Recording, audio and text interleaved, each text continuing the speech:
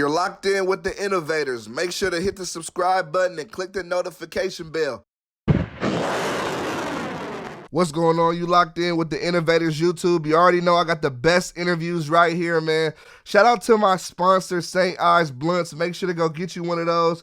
You already know who I got in here today, man. I got Lonr in the studio. How you doing, bro? What's good? How are you? It's a blessing to have you here, bro, because we talked about it at the show, and I like to see things go full circle, so I really do appreciate you coming through today. Yo, pleasure is mine, man. Thank you for having me, for real. Yeah, for sure. I got to ask you, because it's a real hot topic right now, how do you feel about everything that's been going on with the protesting and the George Floyd situation? Man, I mean, I always like to open up and say it's a beautiful thing. Yeah.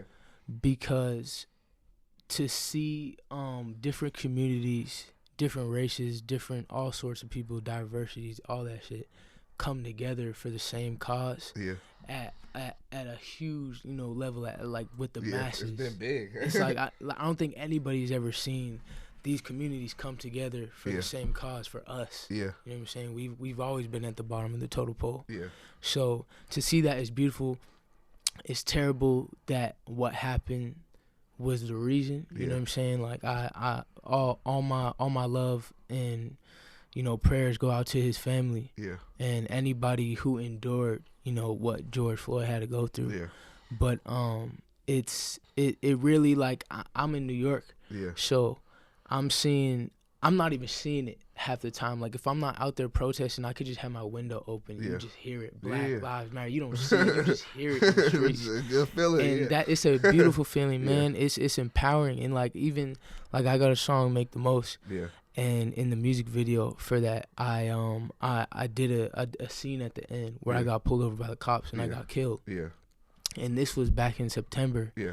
And it's just, it haunts me to know that people were fighting for this same thing 20 years ago, 50 years ago. Yeah. And we're still, like, we're just starting to get to the turning point. So, you know what I'm saying? I think with social media and the presence where, like, you can see something in an instant, like it hasn't always been like that. If something happened in the past, unless you heard about it, you would never know. Right. If it trends, it's everywhere. Yeah, for sure. Everywhere. So yeah, I guess that's the upside to social media and all that stuff.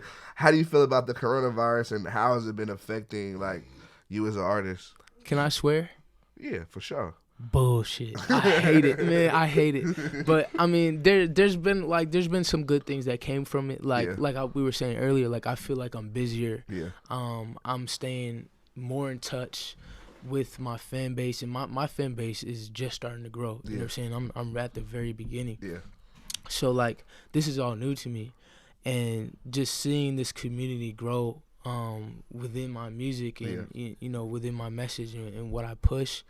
I just been really, like, Corona, like, I had no choice, even though I want to, you know what I'm saying? I had no choice but to just dig deep, message everybody every day, go on live, talk to everybody every day. So like, with that sense, I've been getting better at gauging my socials and really, getting in touch with everybody. Yeah. And then the other beauty of it is, like, I've just had time to really work and, like, sit and let my music marinate. Yeah. So, like, I've been stuck inside, so I have the home studio. Yeah. And I'm just sitting there every day, like, testing sounds, because when you're in a studio, it's studio time. Time is money. Yeah. So you can't always have that leisure of just, like, sitting with sounds and letting it, wait, maybe if I do this, you got to get to it. You got to get songs done. Time is money. Exactly. So, like, during this time while I'm home, like, I'm really just, like, I really get to sit with sounds that I like, just listen to music and then be like, ooh, I want to incorporate this sound to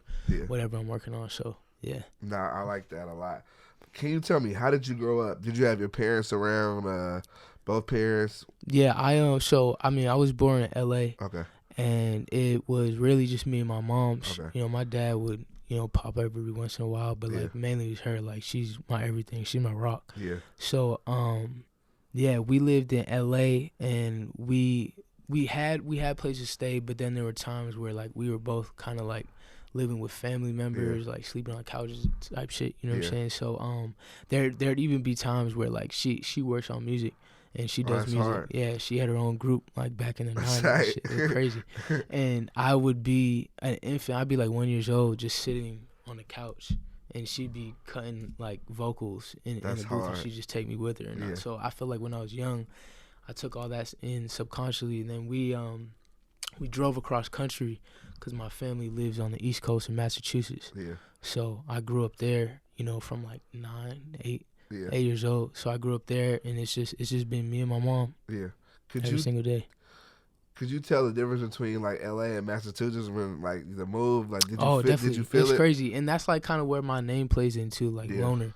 Like I just started to like find my crowd when I was in LA, like young, and all the people that I like to hang out with. Yeah. Then I moved to a completely different place, like LA. You know what I'm saying? It's diverse. There's all types of people. Like I was hanging with all the Spanish kids and black kids, white kids, whatever. And then I go to East Coast, Cape Cod, Massachusetts, where it's like predominantly white kids. So like when I get there, I don't resonate with, you know, who I am. I don't resonate with, I'm just confused as a kid. Yeah. And it's just like I don't really have faces that I can like see as mine type shit. Yeah. So I had to deal with racism, all that stuff, but it gave me tough skin when it comes to that stuff. Like that shit really, like I built a mindset where it doesn't really affect me. Yeah. But it's like polar opposites, because in LA it's hot as shit over here, and then you go cold.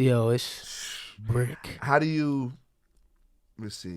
break past, like, you know, you're going to this new environment, you know, like, especially with everything that goes on with like younger kids now, with like even dealing with depression and all that type of stuff. How do you like get past going through that? Because it really is a culture shock. It is, yeah. And I mean, as kids, we're vulnerable. That's probably like the most vulnerable you'll be is when you're a child. So like me being in a new environment, I'm timid. I don't know, you know, how to engage with anybody, like how to, you know, make friends. Like I still didn't know how to do that shit.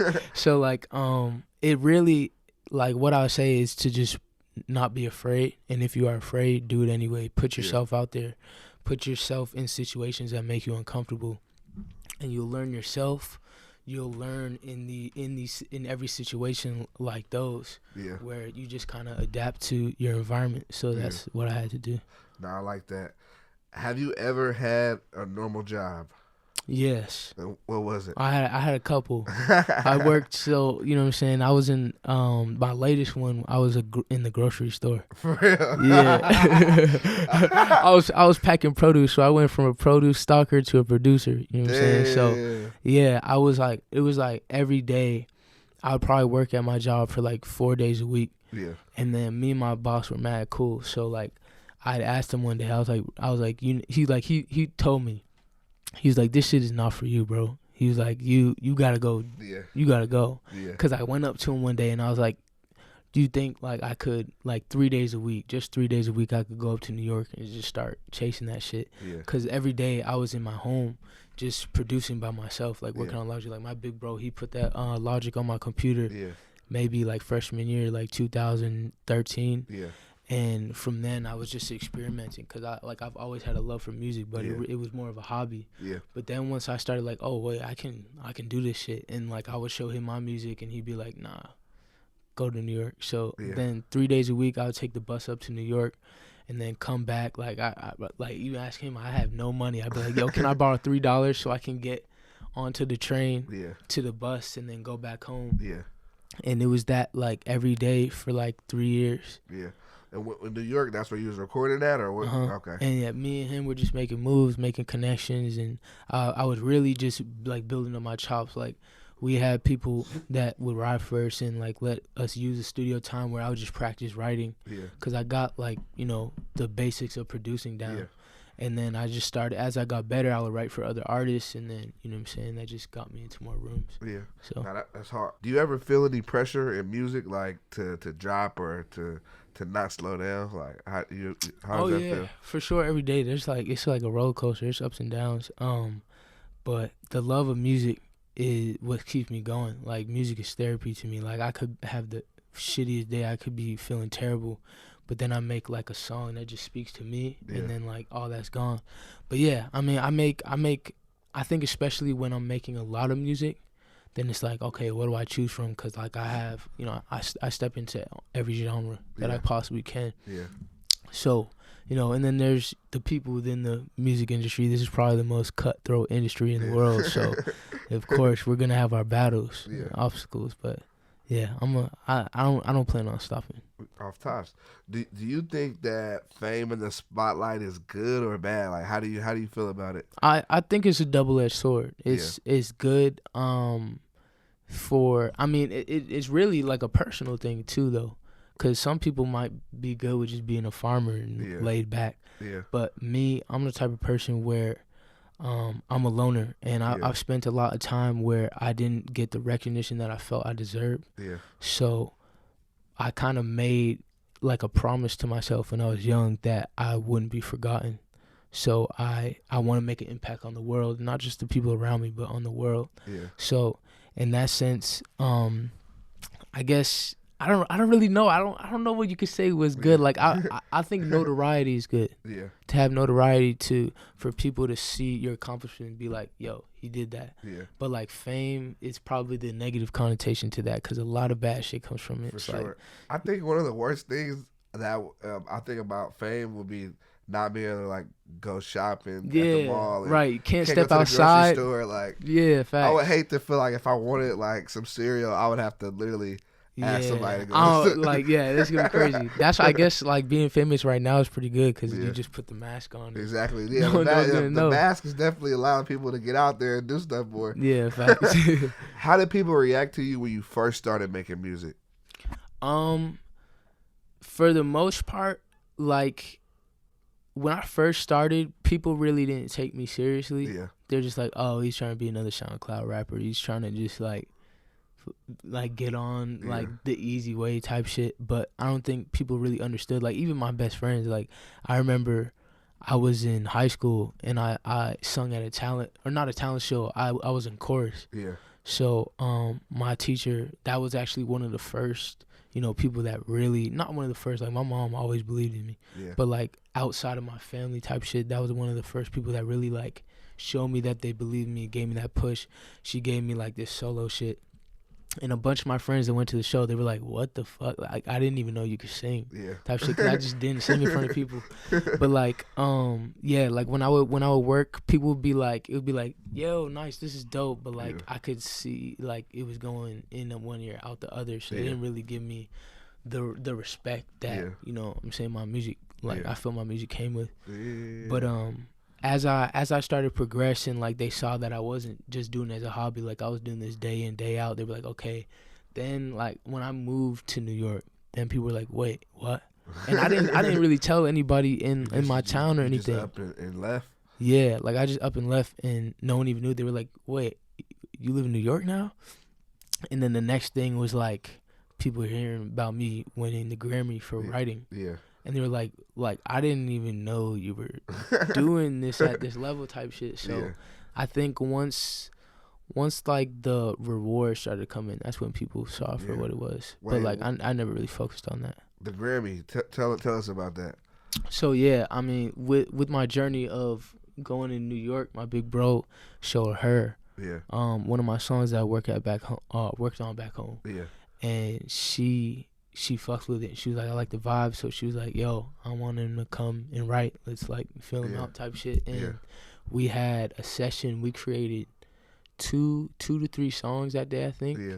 And like we really just chopped it up, and from there we became friends. Yeah. And I think one of those songs that day made her second EP. Wow.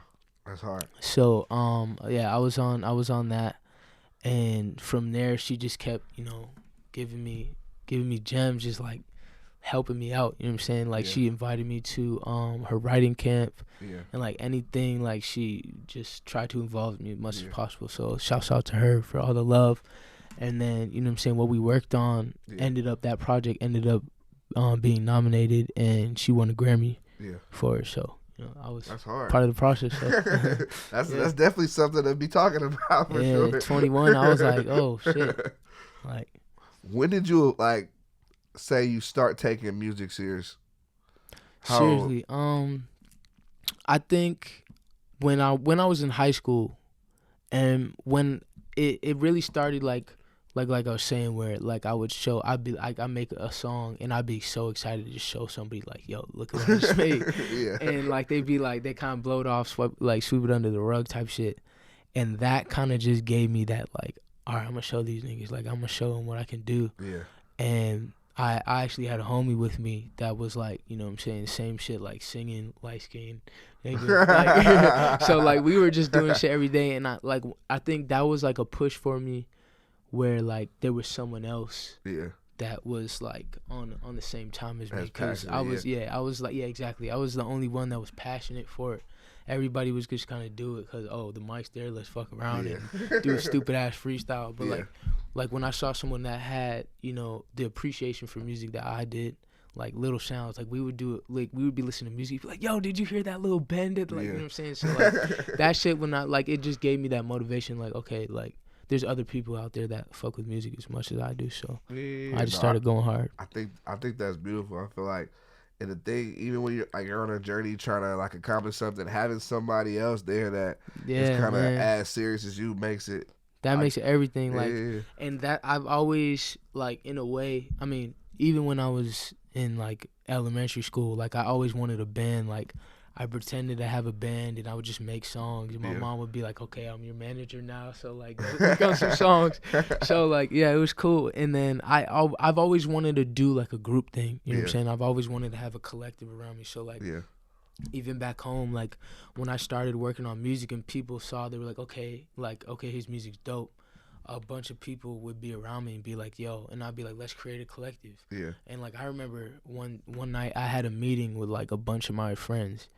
And I was just like if you guys really want to do this, like I'm 100% about this. So if you want to do this with me, like we can build some shit.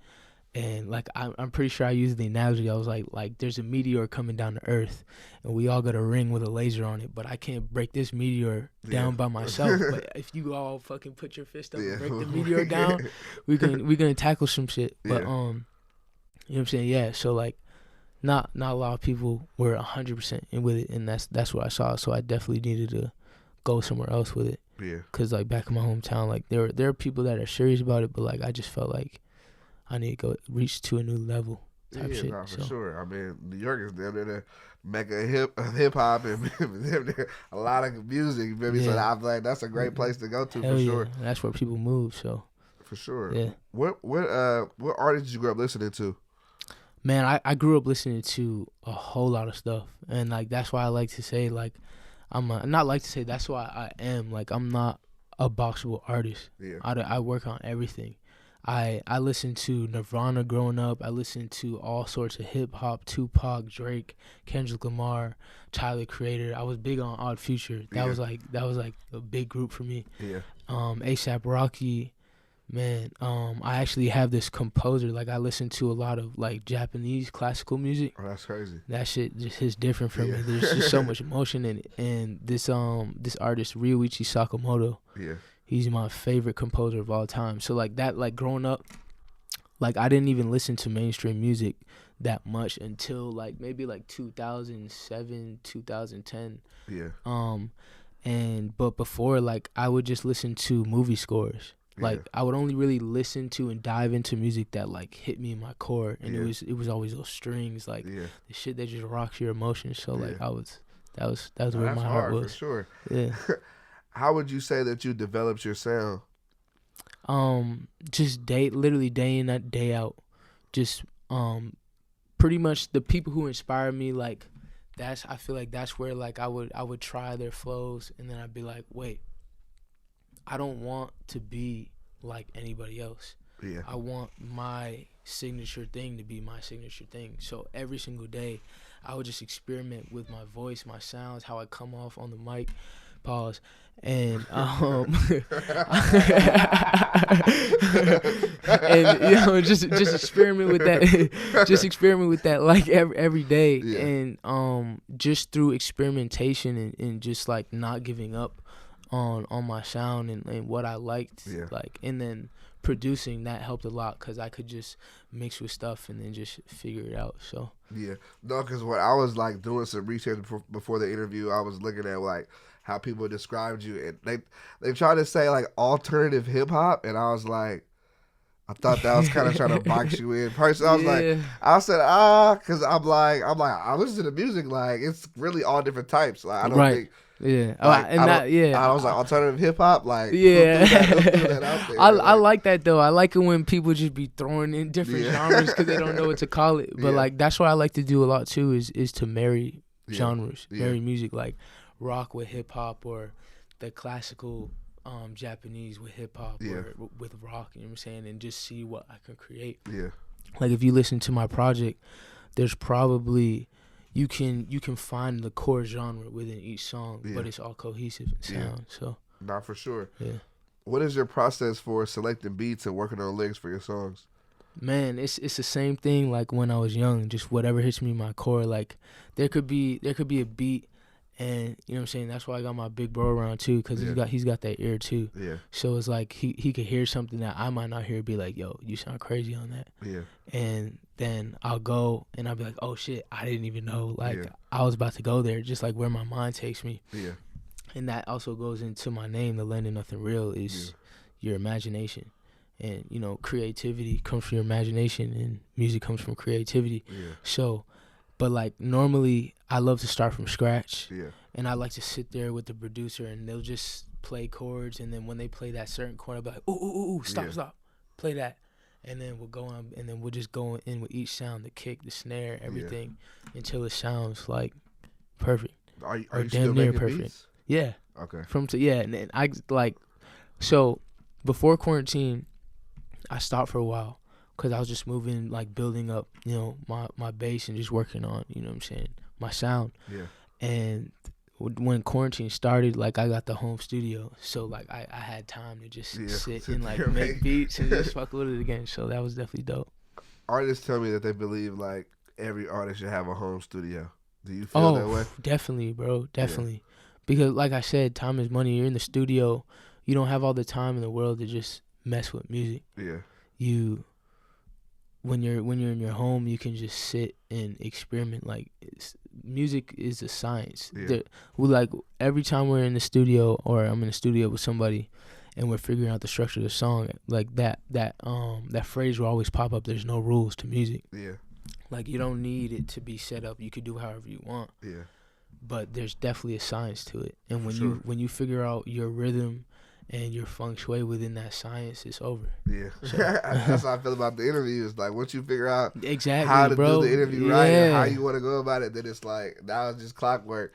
Exactly. But I like that a lot, and I feel like that is definitely like a gem that people can take and apply to their daily life. Word. So this year you dropped your project Land of Nothing Real. That's your name. Hey. You already know. Explain that to me, please. So Land of Nothing Real, it dips into a lot of things. So me being a kid, being alone, being in a new place that I didn't really know, I found comfort within myself. And like I always say this, I think this is where I messed up when I was young.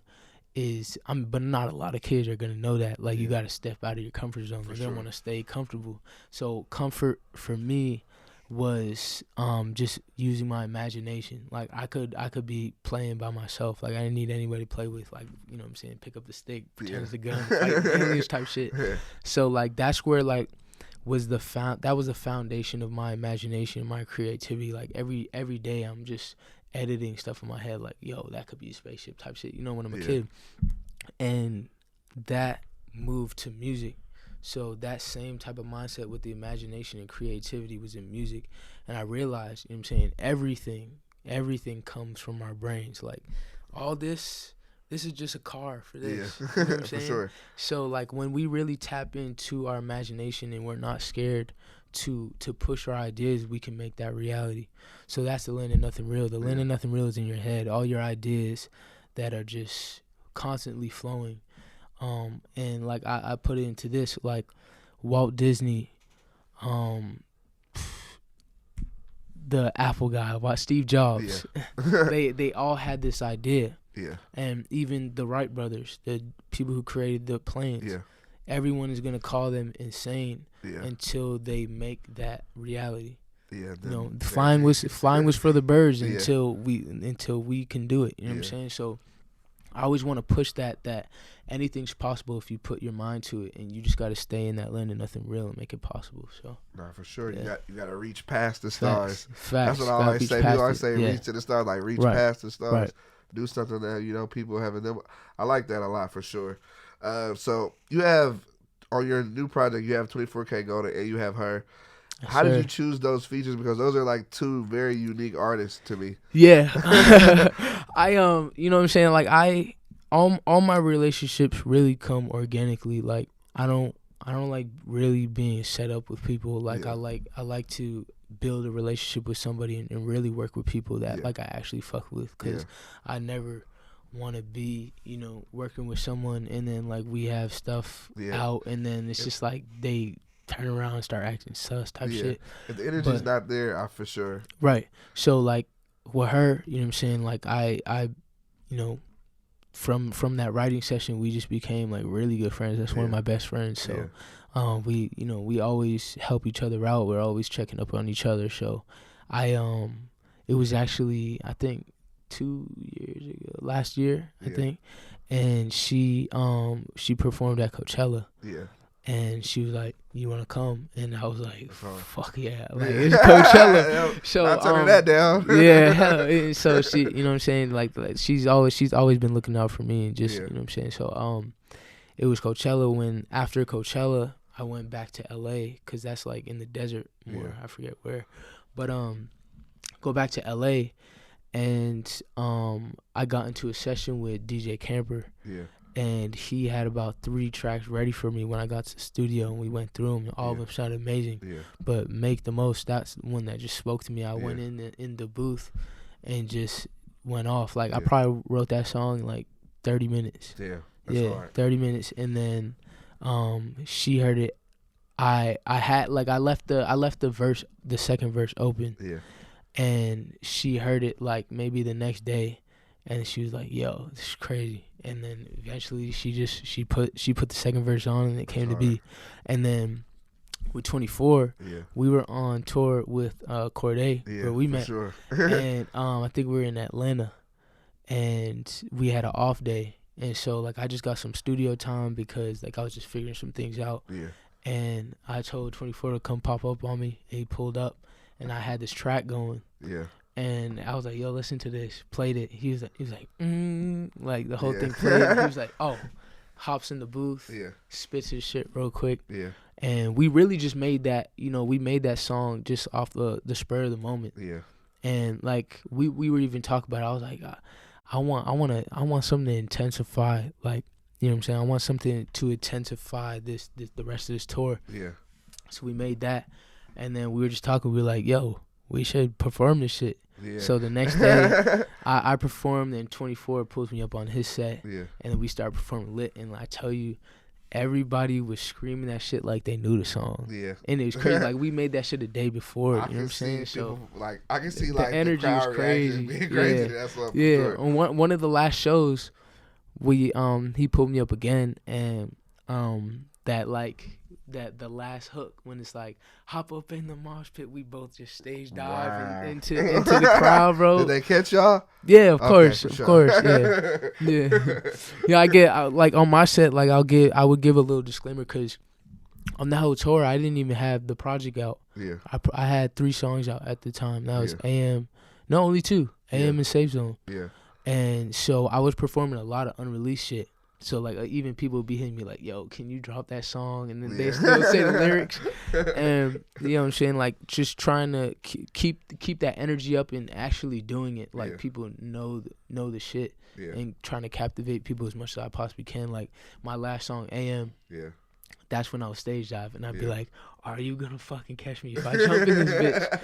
And definitely gotta make sure they can. And anybody with the widest eyes, like that's where I'm jumping. Yeah. And I would just jump in. They catch me, so like they already knew what time it was by the time I went back in there.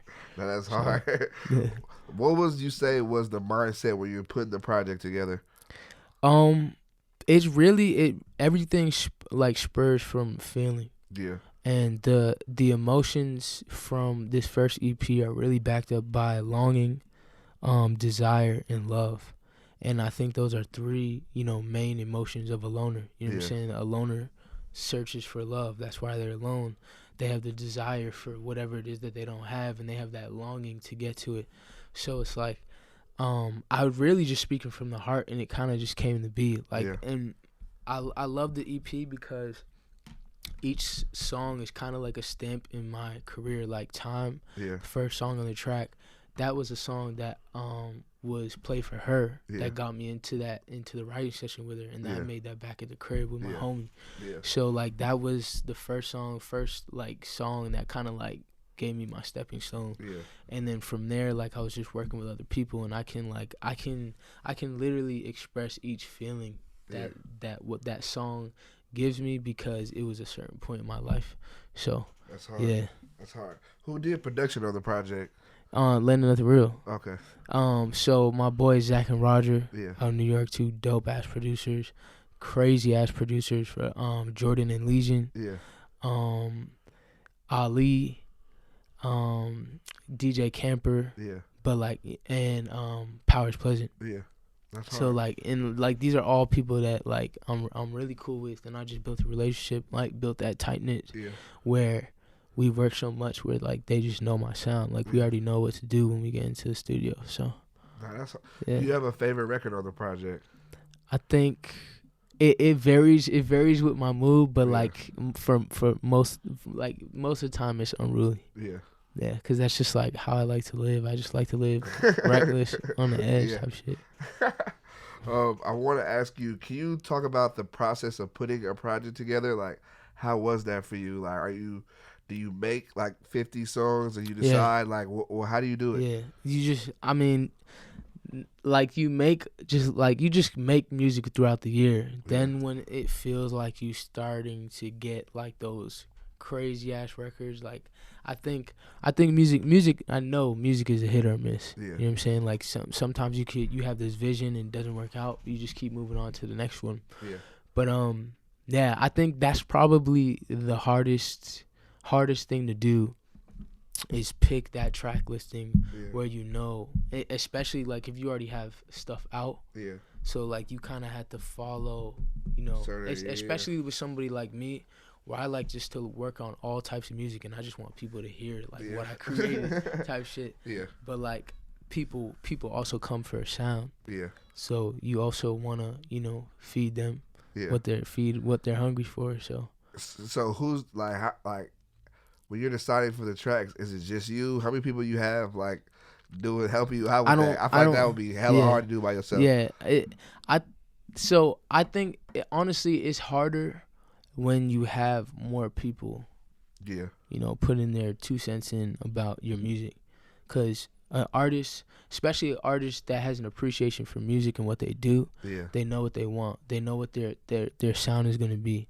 And if they have that fan base that really fucks with them, really doesn't matter what you put out. It's just like you're giving them, you know what I'm saying, what you made. So like me personally and me and my big bro, we know exactly what my vibe is. So like, you know what I'm saying, we work off each other, and we work off our mentalities and what we see or what the music could be. And like when I make music, it's solely from a feeling. So if the music doesn't give me that feeling, it's not there. You know what I'm saying? But when you start to make really good music and you start to get into your science of it, I think that's when it comes harder, because you're like, damn, like when do I drop this type shit? So I know this is a hit. Should I save it? Yeah, I know. You're right. What is a perfect day for you? A perfect day within music or just in general? A perfect day for me, probably waking up, getting a nice workout in. I like to jog to clear my mind. So getting that in, hitting the studio from 1 to 10. Then taking a trip to an island and just chilling at the island for the rest of the night. Like that's a goal for me. Like I like to isolate myself, and I'm a big person on scenery. Like that shit inspires me. So like if I see a crazy mountain structure that I've never seen before, and it looks like it's out of a sci-fi movie, that just gives me life type shit. I like scenery too, for sure. I think views, nice views. But I think honestly, really though, a perfect day for me is to just be doing mad shit that I wouldn't expect that I would have done that day. just go with the flow. Yeah. Just go with the flow. Yeah. Well, I go with the flow days to me are go with the best flow. ones. Yeah, exactly. That's because when you plan your shit out, that's when you have expectations and they don't get met. That's when like, oh fuck. So. What are your hobbies outside of music? Outside of music, right now I like to game. Okay. You know what I'm saying? I'm big game. I play PS4. Like play Call of Duty. Okay, I'm a big shooter. Yeah, I was doing that before I got here. Playing Warzone. Yeah, Warzone. Yeah, Warzone's lit, yeah, bro. My cousin got second place. I was actually really pissed off that he got second, but it's all good. But do you play like Madden and 2K and all that, or no? I suck at sports games. I suck. I hate them because I suck at them. Like I was on tour, and we had a sprinter, so there was a TV. Yeah. And we had the PlayStation hooked up, and we were playing 2K, and I was just like, I want to play this shit, man. Like, can we hook up some Fortnite, some Call of Duty, something? Yeah. But yeah, I get outside of music. I like to talk to girls. Yeah. Of course. You know what I'm saying? Like I like to play sports. I like to play football. I like to play basketball. Shit. I mean, yeah. I guess really. I like to watch anime. Anime is my shit. What type of anime? Like super anime or like kind of like Avatar: Last Airbender is like what I like, but that's not full anime. Yeah, it's not full anime, but I it's like full anime has captions. Like facts. You gotta watch yourself. I peeped the Avatar thing on your career. Sure. That shit is hard. That shit is fire. Appreciate you. Shit, I like full anime, but Avatar too. Like when it just came on Netflix, it's kind of crazy. Like I was watching that as a kid, and a lot of stuff went over my head. But they got like gems in that shit. I don't know like who life lessons. I was interviewing this guy named Coot Corleone. Like this guy he a Crip, he a street dude. I would have never have thought he was watching Avatar. And he told me like, I was watching Avatar today. He was like, it's a lot of stuff in there. I was like. It's some gems. It really in there. is. Like people, I feel like as soon as you say like you be watching cartoons, which I don't think animes are cartoons. It's kind of like a more evolved cartoon because there'd be like blood, swearing, you know what I'm saying, politics and all that shit. All type of stuff. Yeah, but like people, once people like I put so many people on the anime. Yeah. Once they give it a chance, they're hooked because it's just like it will definitely have you hooked for sure. Yeah, but like it's very interesting, and I feel like. A lot of the good anime, there's like a great story behind it, and it leaves you like you gotta see how this ends. Yeah, facts. Like I think like my top 5 not in order. Yeah. 7 Deadly Sins, Full Metal Alchemist Brotherhood, Attack on Titan, Naruto. I'm about to say where's Naruto? Demon Slayer. Yeah. But yeah, those are my it's like those are the animes I could probably like wait a year and then watch the whole thing over again. Yeah, that's how I am with Avatar. I feel like I watch it at the beginning of every year. Word. For real. Just because I feel like when I watch it, it just allows me to be patient in my mind to know that greatness takes time and it's a process. Facts. That's a fact, bro. Yeah, preach. Sure. So wait, did you watch Avatar when it was like on TV? Yeah, in high school for sure. Tell me, I would leave school and go home. If I didn't have football practice, I played football my whole. Pretty much until I was like 18, I would go home and watch that. Yeah. And just watch it. Like, why did that shit feel so long though? Like, why I just watched it on Netflix? It was like that. I watched it like a day or some shit. Wait, like for the episodes. Yeah, it was a process. And then when the stuff is on TV, you might miss an episode, so you gotta wait for it to come back. Yeah, going on demand. Netflix has allowed us to consume a lot of content at a very fast pace. That binging shit is no joke. Do you believe in aliens or ghosts or anything of that sort? It's tough. I believe in aliens. I definitely believe in a higher power. Yeah. For sure. Without a doubt in my mind, there's somebody up there guiding us. Yeah. But I believe in aliens. Yeah. This if space is real and it's not just an illusion, you know, like given to us. Yeah. And why I say that, because someone put it in my head, they were like, what if space was just an idea put in our heads? Like you're just a floating rock in this infinite shit where you never even think, let me try to leave. You know what I'm saying? Like, let me try to go and see what's out there, because it's just like, it's scary. You know what I'm saying? Like something scary. That's never ending. Like, fuck that. I'm going to stay right here in my crib. Yeah. But like, so like, I mean, space is that big. We can't be the only things in this bitch. That's what people have been telling me recently. They've been like, with the world being so the universe is huge. We don't know how big it is. Do you think that we're the only ones? Nah, bro. No way. I'm like, probably not. I'm like, it's scary to think about, but I'm like, we don't know, but probably not though, to be honest. And the thing about ghosts, when I was young, like I still am an adrenaline junkie. Yeah. So like scary movies was my favorite genre. Like I would always I would be a kid and I would need like something on my back while I'm watching it. Yeah. You know what I'm saying? Like I need to be laying down. And I would try to like watch it with my back exposed and be like, no, I can't do this to get back. Yeah. I hated scary movies as a kid. I love it. It used to give me nightmares. For real. They used to have me tripping. I never really got nightmares, but like I would be scared to walk through dark hallways. But I just like that adrenaline rush. For sure, yeah. So like my mom put me onto The Grudge when I was like young, when I was like over there, 9, I see that. 8 or 9. It sounds scary though. As a 9-year-old, that shit was the scariest thing I've ever seen. So I probably watched The Grudge like 100 times just because like I fucked with it so much.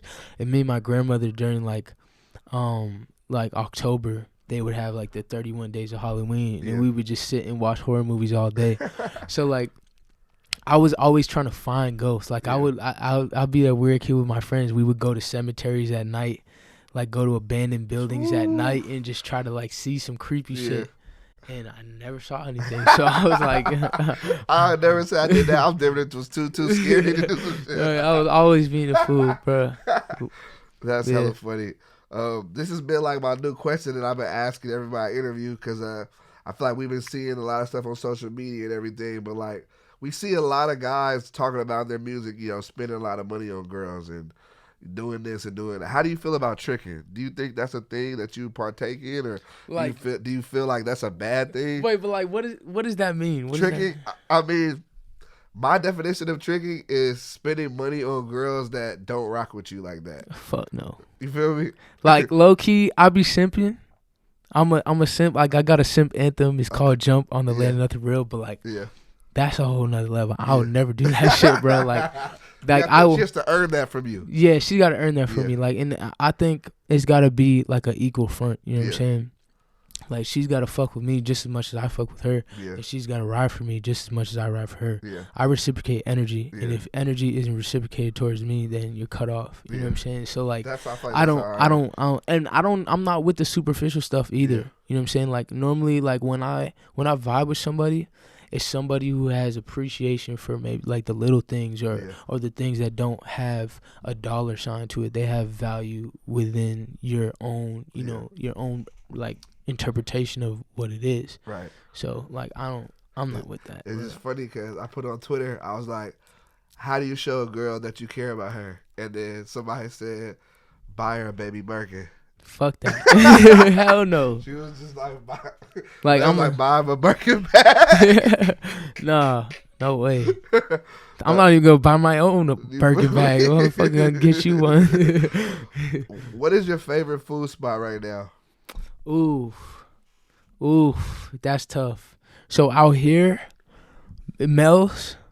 You like Mel's Diner? Mel's. Okay. Mel's Fish. Okay. Catfish. Fire. Crazy. Like we're in New York. Yeah. Before we come to New York, the whole week we're just talking about, man, I can't wait to get some Mel's, bro. So like that shit, yo, it hits. Yeah. But I just started doing. Oh well, that works. But I just started doing keto. Okay.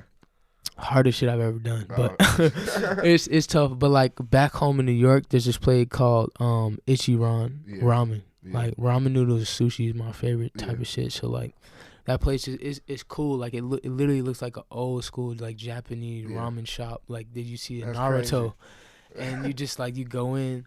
It's mad funny though because everybody who works there has to speak a little bit of Japanese or they got to know certain phrases. Yeah. So like I'm in there with my boy one time and he didn't know. Yeah.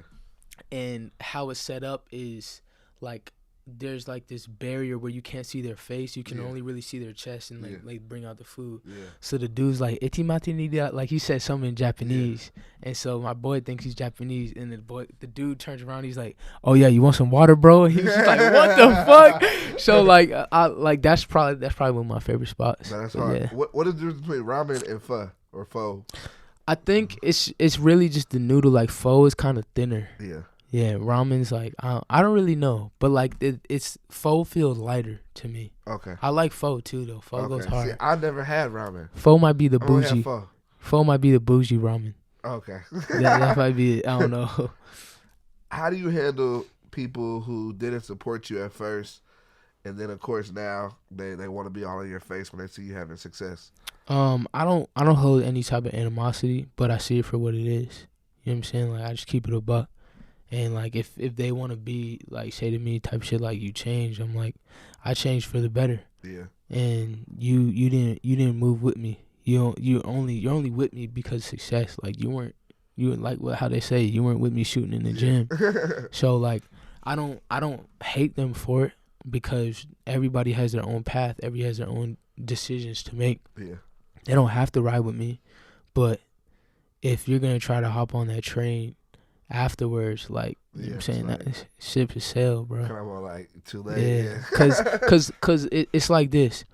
If someone wasn't gonna be with me on my come up, yeah, where are they gonna be on my downfall?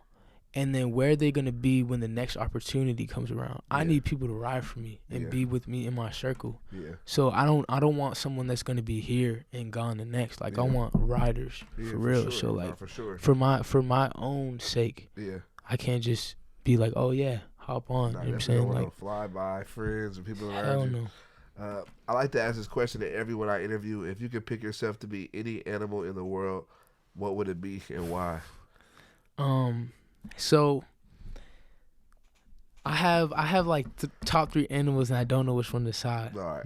My like go to is a falcon. Okay. That's because hard. they're like That's top hard. predator in the sky. Like no one's fucking with that, and they can fly. Like that's just cool as fuck. Yeah.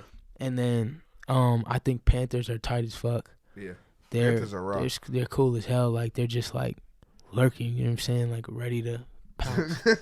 But then I just watched the new Jumanji movie with The Rock and like Kevin Hart and shit. Yeah. And there were these apes. They're like baboons, but they're more fierce. Yeah. And I just thought they were cool as fuck. So I don't know which one to decide. The falcon is raw. The panther is raw too, though. I thought they're all great animals, though, for sure. How important is TikTok to you? I know your song went viral on there, but we just heard how Trump was trying to take it away. So I don't know what that's about, bro. I really like they just, you know how, like, in the not to get too political, but like past presidents or like any political thing, like it was kind of hidden. And maybe after we figured out the fuck shit that they were doing, like. Yeah.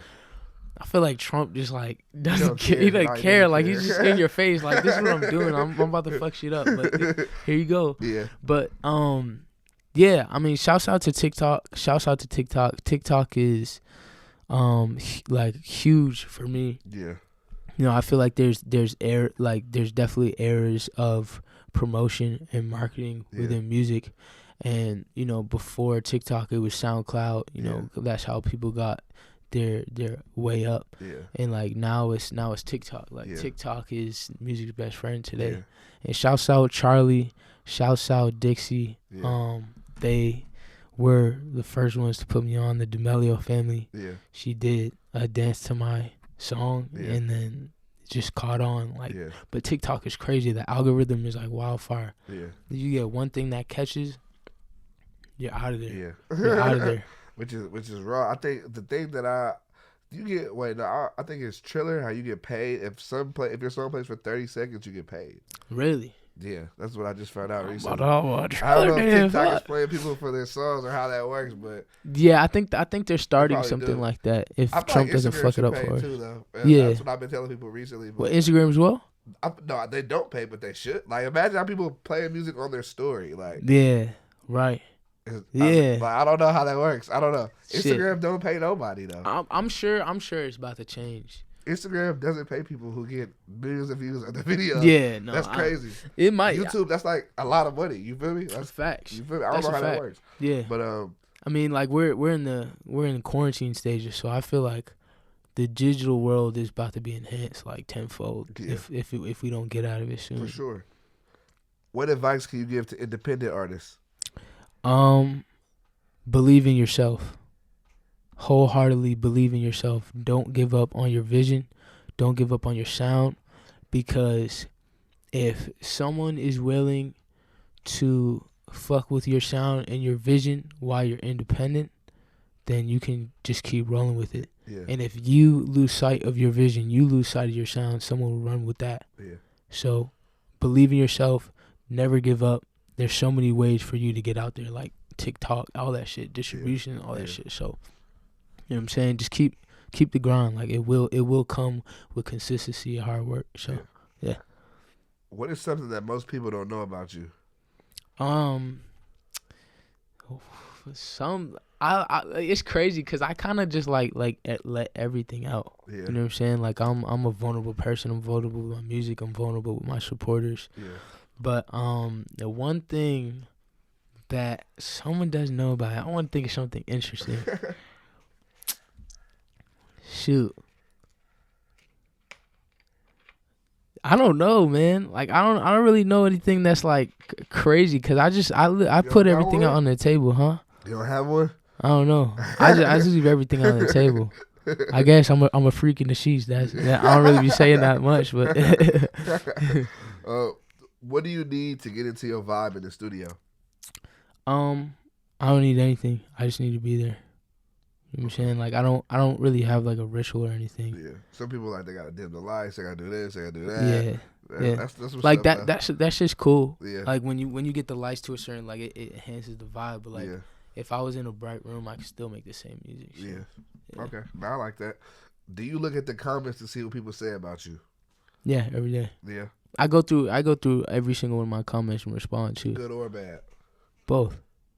I was actually on TikTok today. Someone was talking shit, and I was like, let me hold back. Yeah. But like, I'm a troll too. So like, even like TikTok is weird. Like, every single time you make a post, the 4 main comments is first, second, like when they got there, the time they got there, does he reply, and or she's like, it's just like respond back or some shit.